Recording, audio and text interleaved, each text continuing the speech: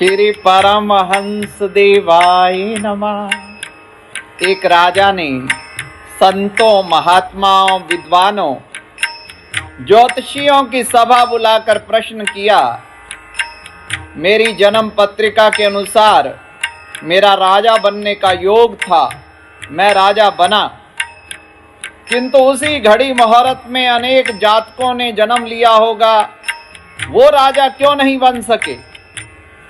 क्या कारण? राजा के इस प्रश्न से सब निरुत्तर।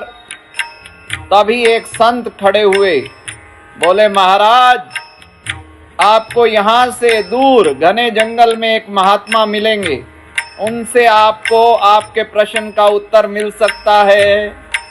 राजा ने घोर जंगल में जाकर देखा कि एक महात्मा आग के ढेर के पास बैठकर अंगारे खाने में व्यस्त हैं। राजा ने महात्मा से जैसे ही पूछा, महात्मा ने क्रोधित होकर कहा कि तेरे प्रश्न का उत्तर आगे पहाड़ियों के बीच एक और महात्मा है, वो ही दे सकते हैं। राजा की जिज्ञासा और बढ़ी। पहाड़ी मार्ग पार करके कठिनाइयों से राजा दूसरे महात्मा के पास पहुंचा।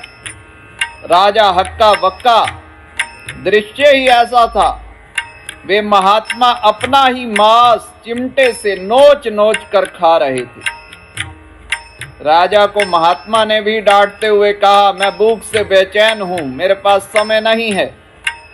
आगे आदिवासी गांव में एक बालक जन्म लेने वाला है, वो कुछ ही देर जिंदा रहेगा, वह बालक ही तेरे प्रश्न का उत्तर दे सकता है। राजा बड़ा बेचैन, बड़ी अजीब पहेली बन गया मेरा प्रश्न। राजा पुनः कठिन मार्ग पार करके उस गांव में पहुंचा। गांव में उस दंपति के घर पहुंचकर सारी बात पूछी कि जैसे ही बच्चा पैदा हुआ, दंपति ने नाल सहित बालक राजा के सम्मुख उपस्थित कर दिया।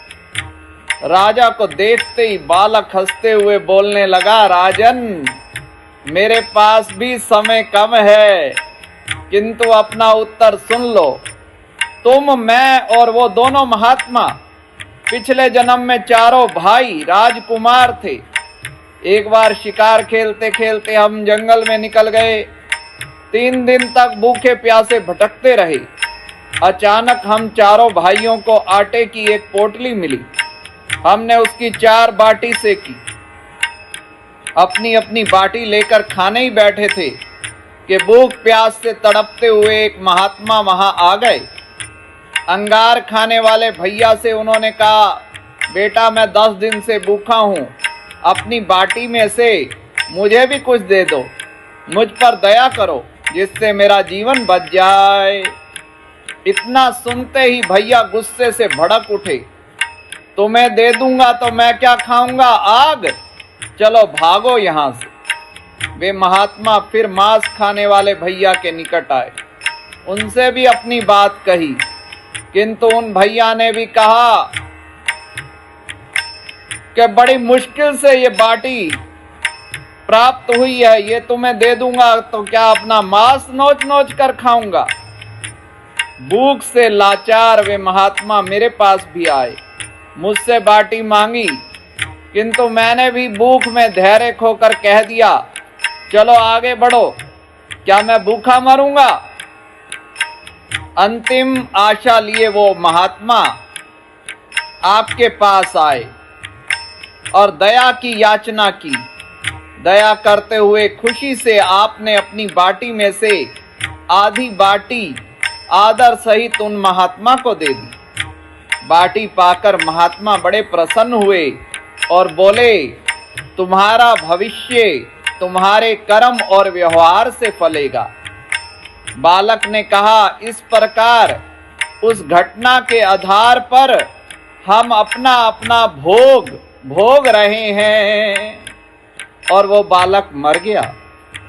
धरती पर एक समय में अनेकों फल फूल खिलते हैं, किंतु सबके रूप, गुण, आकार, प्रकार, स्वाद भिन्न होते हैं। राजा ने जाना कि शास्त्र भी 3 प्रकार के होते हैं, ज्योतिष शास्त्र, कर्तव्य शास्त्र और व्यवहार शास्त्र। जातक सब अपना किया दिया लिया ही पाते हैं।